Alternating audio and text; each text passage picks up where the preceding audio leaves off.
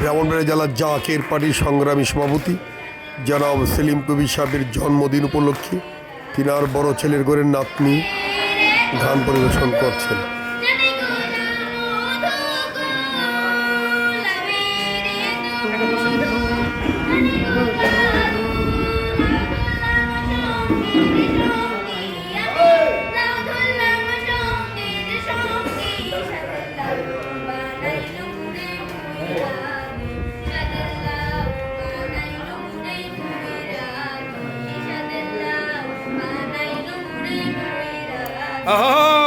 One more.